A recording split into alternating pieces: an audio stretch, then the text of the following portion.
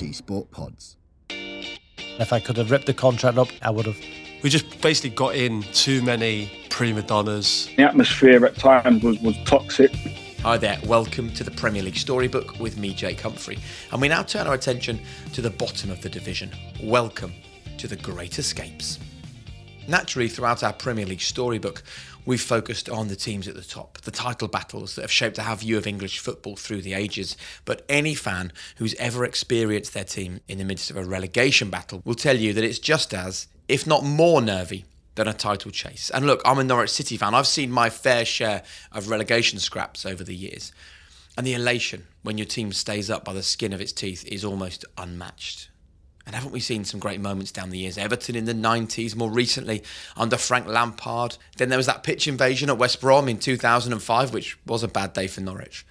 No escape, however, has been quite like West Ham's in 2007. Steeped in controversy around the signing of Carlos Tevez and Javier Mascherano, they were cut adrift at the bottom of the league before winning 7 of their last 10 games. We'll hear from Anton Ferdinand about that crazy season. First, though, the Premier League's also had a checkered history of teams who just weren't up to it. Derby County in 2008 were the worst ever offenders, relegated in March with 1 win and ending on a dismal 11 points. Robbie Savage was signed halfway through that season and was shocked at what he found. Well, the Derby situation was probably the worst experience of my footballing career. To go to a team in the January, I broke my leg at Blackburn, was never quite the same. And I have sympathy for Paul Dew, who bought me, who put faith in me, made me captain on the first day, which a team had 7 points in the Premier League. Their only win was against Newcastle, Kenny Miller with a goal. And on the first day of training, when I walked in there, in the keep ball session, I thought, what have I done? And if I could have ripped the contract up and gone back to Blackburn on that minute, I would have. But obviously that couldn't happen. My confidence was low. I was never the same player in terms of my energy running around, which Paul Jewell bought me for, which he thought I could affect games of football. And the first minute I stepped on that training pitch and seen the quality, I knew I'd made the wrong decision. And it was a 2.5-year deal. No relegation clause for me in terms of wages. And, it was a time in my career where I actually started thinking about, I've got to look after me and my family financially. So there was no way I was ever going to go anywhere, because I knew that I wouldn't have got anywhere near the sort of money I would have got if I'd have dropped down. And I had sympathy with Paul Jewell. We got 4 points from those remaining games, the worst ever Premier League side. I ended up, in a bad place really, because I thought my career had finished early. It weren't good enough, and they chased the dream of staying up, and then obviously they got themselves into a situation where there are players like myself on big wages who wouldn't leave, and I didn't want to leave, because I thought, just stick it out. I was training with the youth team. It was a situation where I've learned now as a director of football that, in the professional game, that if a club don't want you, they can do everything they can not to want you, and they can make your life a misery. And that was happening to me. But I was tough, I was strong, mentally strong, and I got through it. On the pitch, the talent, we just weren't good enough. Simple, you knew it. As I said, I knew in the first minute I stepped foot onto the training pitch, and in the keep ball session thought, wow, what a mistake. Joleon Lescott was delighted to sign for his boyhood club Aston Villa in 2015, but it quickly turned sour when the Midlanders were relegated in awful circumstances. The whole thing, I take responsibility, the club, the rest of the team do. Like you said, we had 4 managers, which obviously never is a good thing. We had a sporting director, a chief exec, a head of recruitment. Tim Sherwood was doing his first pre-season. He joined the back end of last season and was doing his first start of the season. And the 3 positions I just mentioned were doing their job for the first time. We signed, I think there were 7 players that hadn't played in the Premier League. And for me, it was just like, now looking back, I'm thinking there's too many firsts in that. So if it does go bad, whose experience do we lean on? Because there's no one to talk to kind of understand what you're going through, because it's the first for them as well. So it was kind of like, it's hindsight, and obviously it's a wonderful thing when you can look back and see that. But at the time, you're thinking, you're just not considering them factors. You're just assuming, well, you can do your job in isolation, but can you do it when his job conflicts with yours, and you're doing it for the first time, and then his role is doing his for the first time? You're like, I just don't believe you can make a transition where 7 or 8 components are new.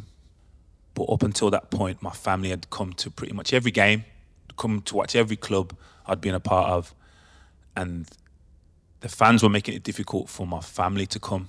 They were making it personal to them, and that is something I can't get over. Like, I'm sure individuals couldn't get over it if it was them. So when it's like targeted at fans like me, I can deal with it. Like, I'm aware you get criticised. Okay. Whether that be personal, that's okay to a certain extent. But when it's family, I was like, if my wife and my kids and my mum can't come to the games because they're getting certain levels of it, I'm like, nah, this is more than this. So that was the hard thing to take. As I said, being part of the relegation was horrible, being a Villa fan. But in regards to making amends to that, I don't think it has. I still receive the same comments now, and I'm over it, kind of thing, to be honest. So we've heard when it goes wrong, but what about staying up and finally turning the corner when it counts? West Ham have suffered a few heartaches over their last 30 odd years, but it might all be worth it for that one crazy season in 2007 when they signed 2 Argentine World Cup stars out of the blue, changed ownership halfway through the season, and then stayed up after an incredible final few games. Anton Ferdinand was at Upton Park watching it all firsthand. Here's his take. Let's roll the clock to West Ham. And I want to talk about, what was actually a decent season in 2006. You playing really well. You won Premier League Player of the Month at one point. It was the first season back in the top flight, finished in 9th. So talk us through the mood at the club that summer under Alan Pardew. Okay, well, I just remember after the playoff final, I just kept walking around, because obviously my dream, every kid's dream is to play in the Premier League. Every English kid's dream is to play in the Premier League, and I'd fulfilled the dream of becoming a professional footballer and establishing myself in West Ham first team. But I didn't actually feel like a West Ham player until I had achieved something. So when we got promoted into the Premier League, I just remember I kept walking around shouting, Premier League, what? I'm Premier League. Like, I was so buzzing with the fact that I was fulfilling a dream and of mine to play in the Premier League, and obviously get to play against Rio. It was finally going to happen, and I just couldn't wait all summer to get back into training. I couldn't wait for the fixtures to come out to know when that game against Man United was, and to start playing against all the top strikers in the league. I was so excited, and the summer was unbelievable for me, and really just that confidence from the last 13 games of the season, that we went unbeaten straight all the way into the final. That confidence just overlapped and went into the next season, and I was a bit like a little kid at the time in terms of not my mentality, but around the Premier League. The first time I saw, obviously I'd seen Ferdinand 5 in Premier League, in the Premier League numbers and stuff, and I'd seen it, but I'd never actually seen one that I was going to wear that was mine. That I was going to start and play in. I'd seen it previously, but I was only ever on the bench. But now I'm a starter. I'm an ever-present stay, and I felt like a Premier League player.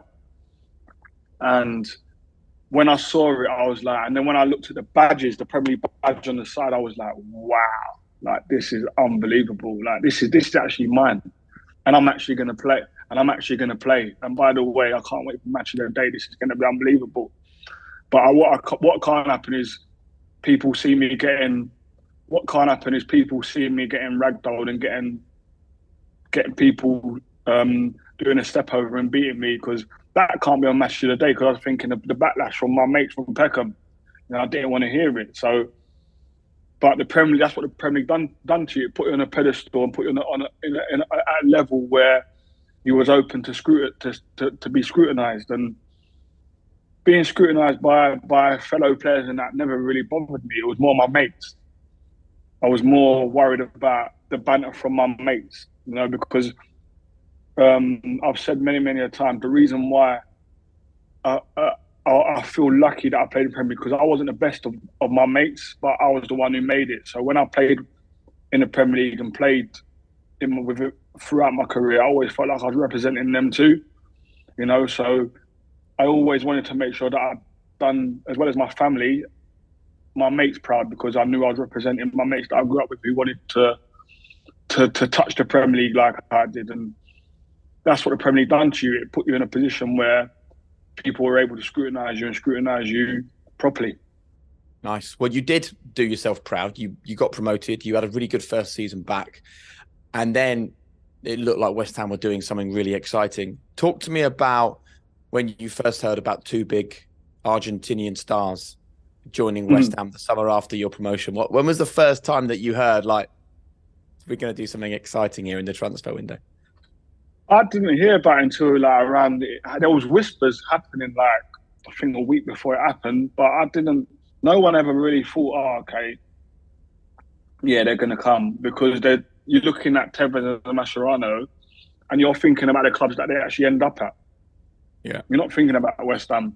Well, they were being linked, weren't they, with Chelsea, Man United, Real Madrid were being linked with them at the time. Exactly. So, you never think West Ham. You never think they're going to come to West Ham, and then when you're seeing Javier and Carlos with West Ham shirts in the and Alan Pardew's in the middle of them, and it's like, wow, this is crazy. But for me personally, I just couldn't wait to show them how good of a footballer I was. I wanted them to respect me as a footballer. And training around that time went up 2-3 notches, I think, because everyone had the same mindset that they wanted to show Carlos and Javier how good each individual was, and training definitely went up. But I must say, for what you see in terms of Carlos Tevez on the pitch in training, is literally chalk and cheese. He's not a trainer. That's a fact. He's someone who, the only time he came alive in training was in a shooting practice or like a 7v7 game, like a small sided games. Other than that, keep balls, he just tried to nutmeg you and would giggle, and anything else, he was like quite lackadaisical and chilled about it. But then come a Saturday, he was the best player, most hardworking player and the best player on the pitch. And he's the only person that I've seen, only player that I've seen at that level who is able to turn the switch on and off. So can be half-hearted in training, but then be wholehearted in the game, and he actually be the best player. You speak to a lot of high-end athletes and people that have played at the top. Everyone says the same. To be the best possible version of yourself on a Saturday, you have to be the best possible version of yourself all week. Carlos was the complete opposite. As I said, the only time he come alive was in a shooting drill or a 7v7 small-sided game, and that was mind-blowing for me. But the biggest thing for me with that was I wanted to show them how good of a player I was, and I wanted, because obviously I always had that pressure of being Rio's brother. So I knew they was coming and expecting to see Rio. In fact, everyone done that, and that's the way it was with me as a footballer. But I just wanted to show them in my own right that, yeah, I can play. Maybe I might not be as good as Rio, but I'm here for a reason. I'm here because of me and nobody else. And I guess expectations were high. They certainly were from fans. I remember as a neutral, as a non-West Ham supporter thinking, okay, let's see what they can do now. This could be a great season for West Ham. And quite quickly, things felt like they were sort of unravelling a bit. Can you give us an insight into what the atmosphere was like then in the dressing room? Because you've had these bigger rivals. It's always a club with big expectation. And, 7 or 8 games into the season, you're at totally the wrong end of the table already. Yeah, it was our pre-season didn't help. I'll tell you that much before they came. Because obviously this is the following season after our first year in the Premier League. So they came the second season in the Premier League, they came. So the pre-season didn't help at all. We went from the FA Cup final to then going into a pre-season where we was in Sweden in the middle of a beer festival. So it didn't feel like a pre-season. We didn't really work hard within the pre-season. Training wasn't of a level that you'd expect it to be. So we went into the season not fit. And obviously Carlos and Javier come, and as I've just explained what it was like. But they were coming into a relegation battle, because we was from then. You would say we was in a relegation battle from then. We weren't winning games. We weren't playing well, and it was almost like, here we go again. West Ham are going to be like a yo-yo club. They're going to go down again.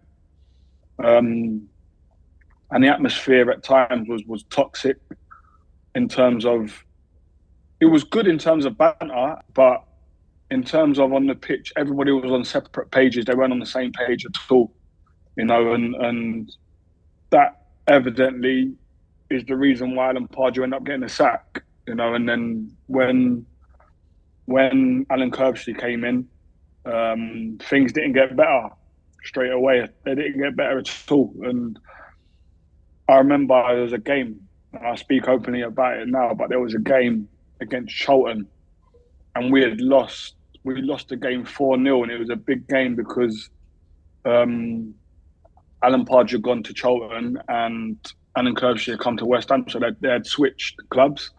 Yeah. And it was obviously a relegation battle at the time, and we ended up losing it 4-0. And I think 3 out of the 4 goals were my fault. And we was in the dressing room after the game, and Alan Curbishley was saying, we've got to do better next week. And he's saying like Alan Pardew to me. Like Alan Pardew by then was like a bit like, we've got to start doing better, guys, rather than actually telling people what they're not doing right and what they're doing wrong.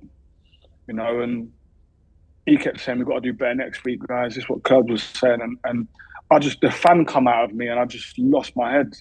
And I just said, we've got to do better next week. I said, that's what I've heard from you since you come in the door. I said, no disrespect, but I don't want to hear that.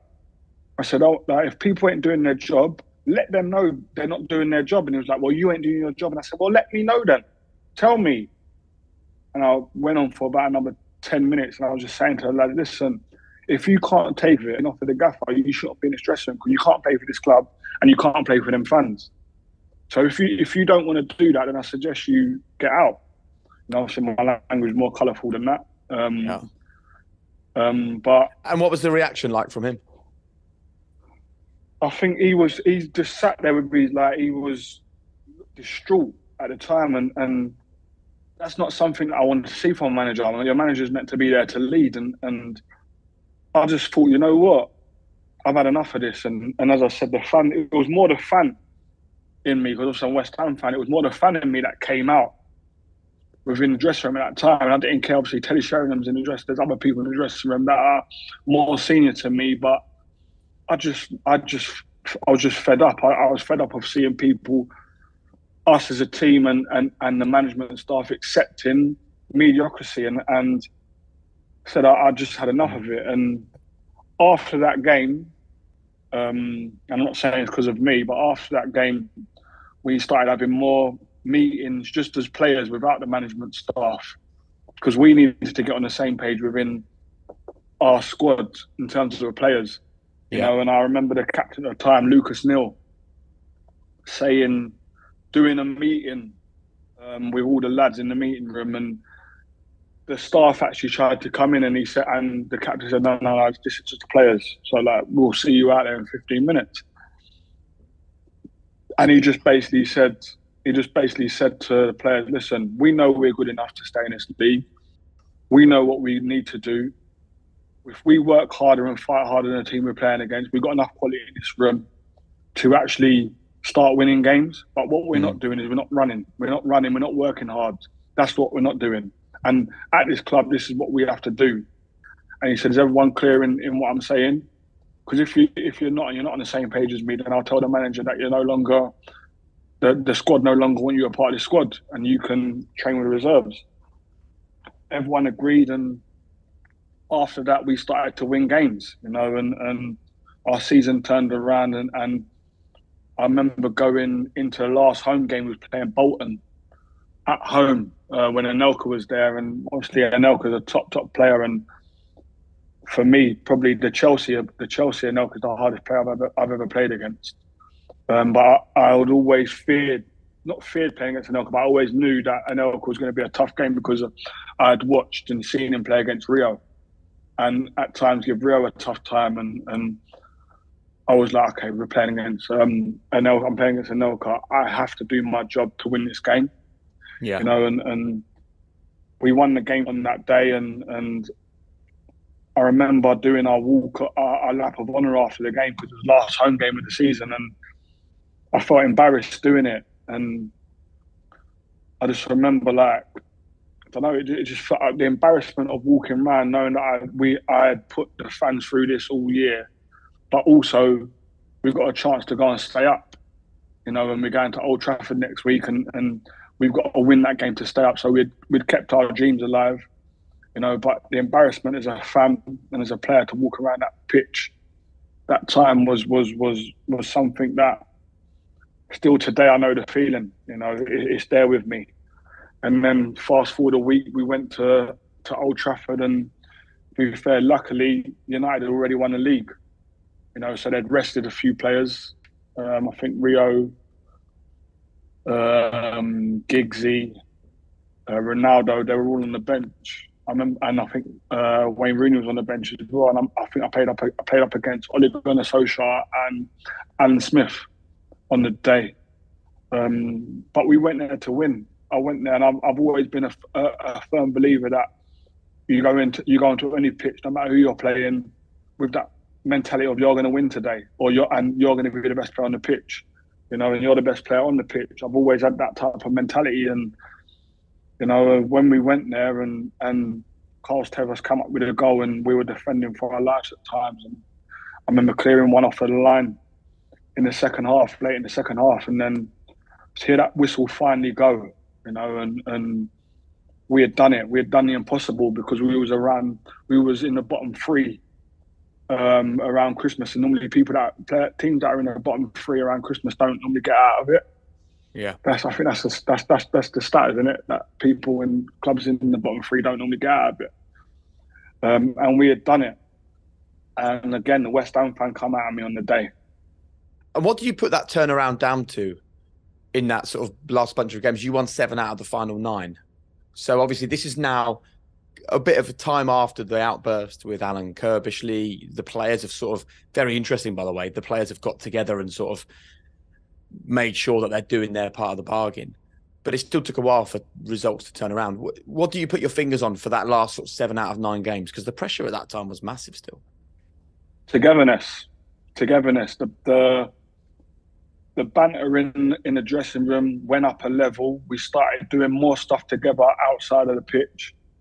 What people don't know is the year before, in our first season in the Premier League, when we finished 7th and got to the FA Cup final, we were out as a team. There was no less than 6-7 players out at least 2-3 times a week, and not always out drinking in that nightclub, but going for food, socialising. We were always out together.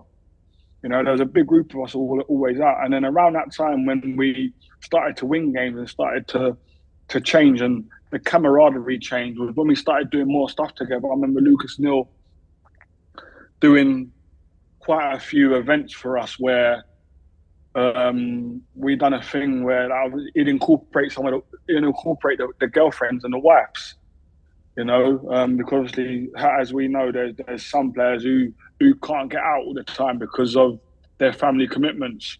So Lucas Neal gave them players no way out, where he'd do something where he incorporated the wives, so that when it was time for us to go out just as a team, it was almost like we've incorporated you now. So when we go to do something, don't make sure that your husband or your boyfriend ain't the one that's not coming because he's got something to do with his family, because this is important to us. And we started to go out more, and lo and behold, fortunes started to change on the pitch. And there are 2 things away from football that I want to discuss with you as well. I mean, the first one is the ownership situation. It was kind of I mean, when you look back on it, it was just the maddest season on every level. So Edgar Magnusson suddenly rocks up and there's all this upheaval off the pitch. Give us an insight, because players always go, nah, no, didn't really make any difference to us. Like, what actually goes on in the minds of the players or the conversations at the training ground when at the very top of a football club, you're not really sure who owns the thing? Yeah, personally, me personally, I just thought he was a loony, if I'm honest. I just thought, like, I appreciate, and it's different for me to other players because I'm a West Ham fan, you know. So the things he was saying were exciting. We're a sleeping giant and all that type of stuff. And he's going to take us to the next level. And then when you see Carlos Tevez and Mascherano walk through the door, you think we're onto something here, you know. But then, obviously, then you start to hear things start to filter down that there's problems up there, and everything that he said he was, he isn't. And everything that he said he's got, he hasn't, you know. And then for people that say it don't affect you, it does. You know, there's no getting away from it. Like, people who are embedded in the football club, definitely people who have grown up in a football club, it will affect them because your relationship with the football club's different. Like, my relationship with West Ham, it wasn't just about me and the players. It was about the cleaners. It was about the cooks. It was about the people that you were with every day, but didn't earn the money that everyone else earned within the football club. It was about that for me. So, and they were the ones who would have went first. Players, we're secure in a contract on big money, on good money. The people that are the infrastructure of the football club in the training ground, which the people that matter, they're not, and they're the ones that are going to go first. So it becomes a bit deeper. And for me personally, I think that's why it was important for us to stay in the Premier League that year, because of the people that, like the cleaners, the cooks that were there, because they weren't on bonuses. They weren't on obviously big wages, and they weren't on bonuses. And also what Lucas Neal done, which I took to other clubs that I went to, which I was fascinated with. And I've mentioned Lucas Neal a lot because he was vital in us staying up as a captain. It was fantastic. What he'd done, he said to everyone, every time we win or draw a game, we get a bonus. Everyone's got to bring a certain amount of money, whether it's a win, and a certain amount of money, whether it's a draw. And what he's going to do, every member of the squad puts that money in the pot, and at the end of the season or at the end of every month, the people who matter at this football club in the training ground, we're going to give them cash bonuses, but it's going to come from us. Yeah, and love that. I was intrigued as to, like, what I wasn't against doing it, but I was intrigued because I was all for it. I was intrigued as to why is he doing that. He just said to me, Anton, the reason why I'm doing it is because if the kit men who ain't on a bonus are getting a bonus, the people that are helping, the people that are cleaning the boots, the people that are cleaning the dressing rooms that we're in, if they know that they're onto a bonus if we win, do you not think everything's going to be done for us properly? But what that does, that eliminates every excuse that a player will have. So now we've got to look at us. And I was like, yeah, I get it.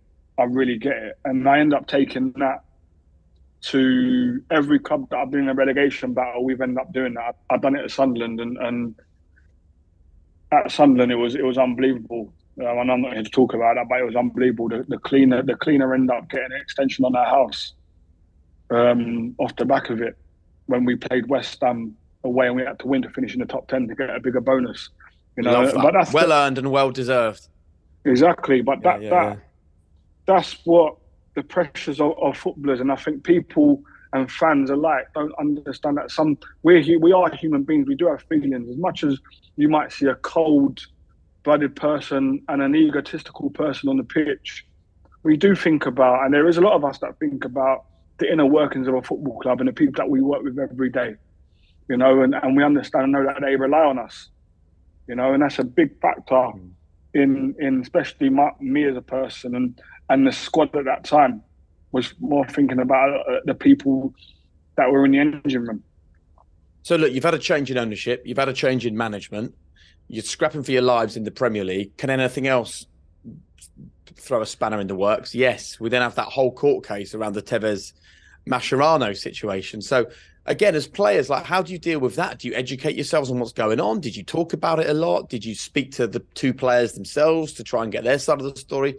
I'm fascinated how that worked, because it's like it's another thing for footballers to deal with that normally you wouldn't be dealing with. Yeah, I personally didn't. I just wanted to concentrate on football, and the minute that I would have seen Carlos or Javier in distress about it, then that would have been a time for me to start panicking. Yeah. But So they were did their chilled. levels, did they stay the same and their approach stayed the same? No, they got better. Really? Especially Tevez. Tevez got better, and as I say, it was more of a. I didn't really look at it. I was just like, okay, I'm paid to play football. When it's something that's out of your control, when it's not, like you say, different. When it's your chairman and that's filtering down into the club. But when it's a court case and you're not in control of it, you can't control the uncontrollable. So you just got to do your job. And like I said, that's what it was about. It was about making sure that the team was focused and able to go out on the pitch week in, week out and give this all. So I imagine at the end of this season, the relief was quite something. I mean, you dealt with so much, you'd stayed up right at the very end. Did you know any of the players that were in the clubs that got relegated? Yeah, I knew. Obviously, I played with Leighton Baines at England, so I knew Leighton. But to be honest with you, he went down with Wigan that day, didn't he? So I'll be honest with you, I wasn't thinking about anyone else. I'll be honest with you, I wasn't of the thought process of people that I know have gone down. I was just buzzing that we stayed up. We're athletes. We're paid to do a job. We're paid to play for the club that we play for. And as I said, there was no care about other people on the day, other teams on the day. It was just solely about West Ham and us as a club and as a team. Yeah. Oh, how was the party afterwards? Oh. It was lively. That's what I mean. We talk about Carlos Tevez, and you hear a lot of people talk about Carlos Tevez, and people talk about foreign players that come over here and don't get involved in the banter and stuff. Carlos Tevez couldn't speak English. His English was minimal, right? But you see, when we went out, he came and he brought the interpreter with him. So yeah. I remember being in Embassy. Coley, and a few others were in Embassy, and he was on the dance floor. I just remember I was at the bar and he was on the dance floor dancing. Carlos Tevez on the dance floor, and people were double taking him. Carlos Tevez, it was mad, but he fully got involved in the culture of English football, and he fully got involved in the lads. I always knew if he had been to the casino. I'd always knew if he'd been to the casino and been there till late, because he'd come in training, but I'd never know because of him. You could never tell on his face that he looked tired. I always knew because the interpreter looked like he had matchsticks in his eyes. So when he came in with like looking tired, I was like, "Oh, Carlos has been to the casino. He's been at the casino last night." And I would say, "Casino?" And he go, "Me? No, not me." And then I look at the interpreter, and he'd just be like that. Amazing.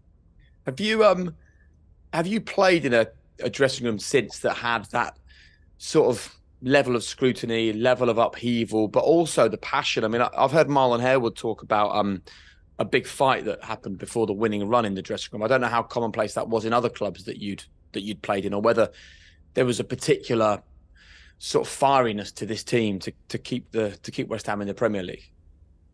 Yeah, I have. I don't believe you can't stay. We're talking about arguably the best league in the world. There's no easy games. You have to be able to fight. You have to be able to.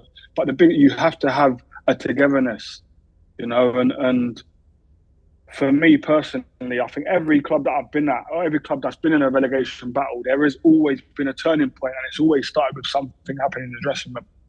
It's always been that way. And how did it come about that day?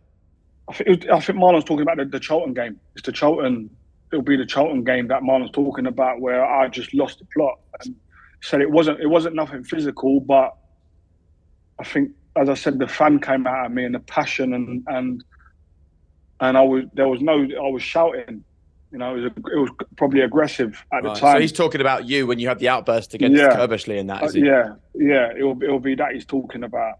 And did you notice an impact from the other players as well? Because I know you got together and you sort of had a conversation, but in terms of them seeing you take the lead in that way, even though you weren't the captain of the club, to then respond, because there was that brilliant game against Spurs. I know you lost the game 4-3, but it was like a game full of fight, full of desire, full of spirit. Do you think that the way that you reacted that day impacted some of the players long term?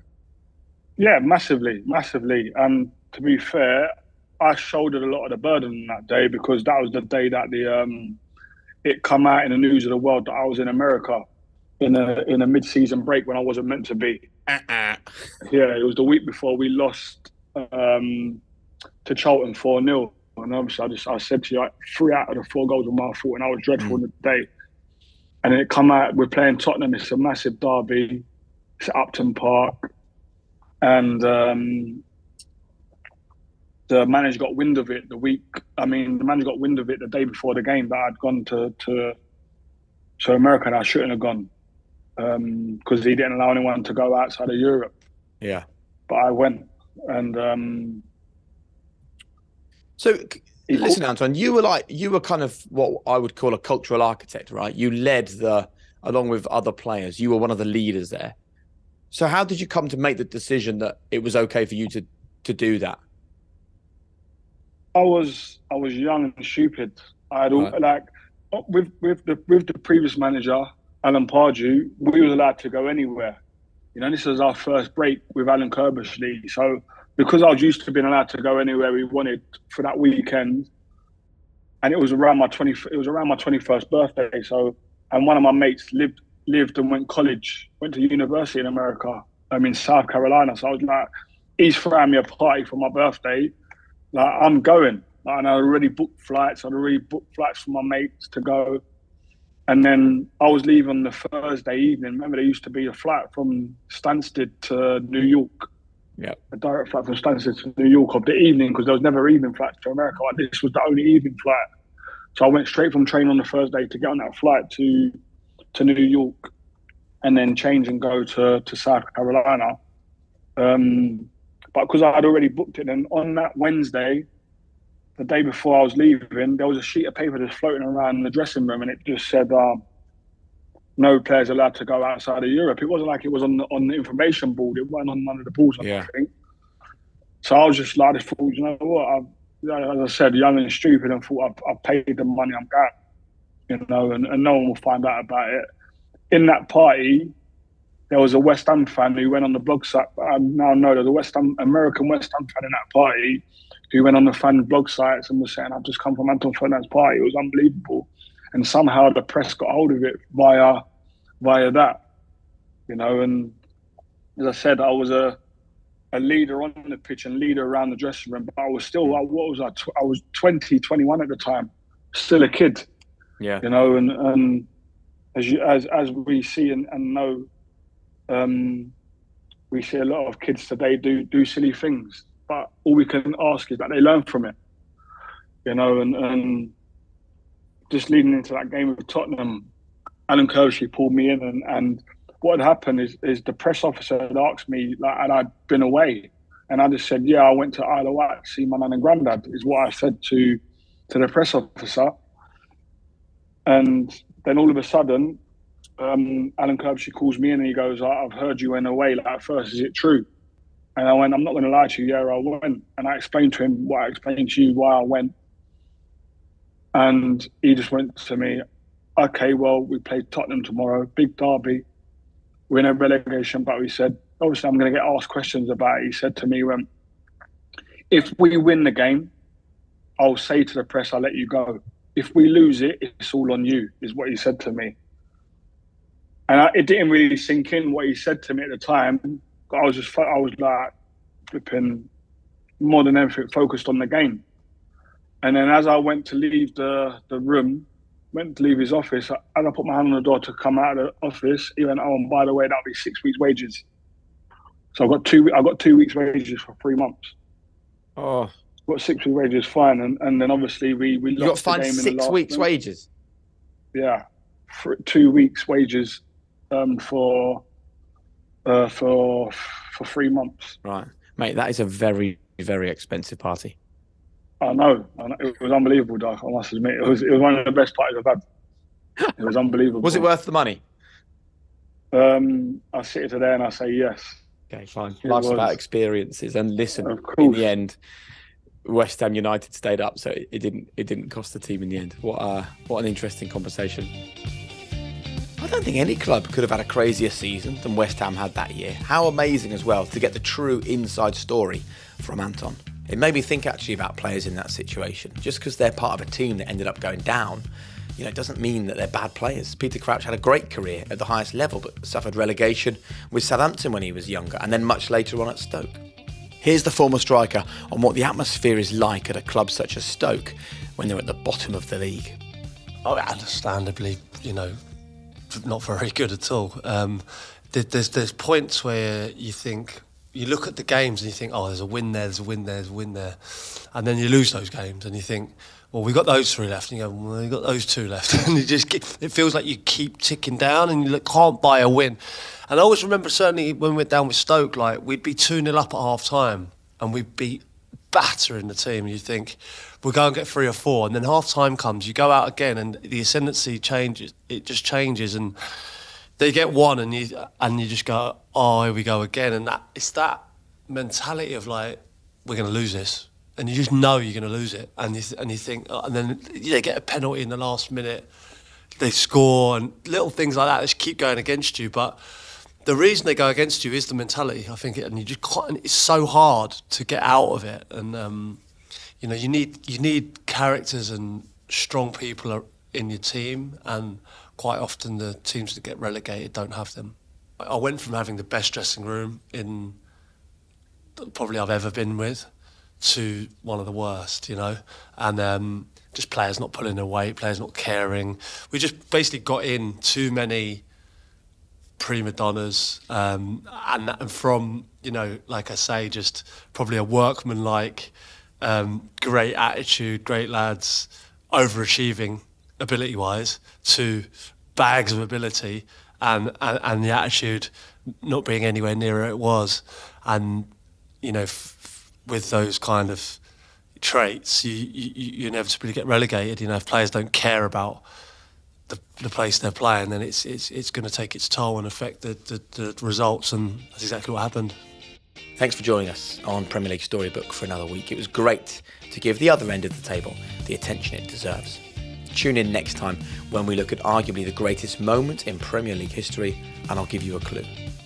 It happened in injury time. BT Sport Pods.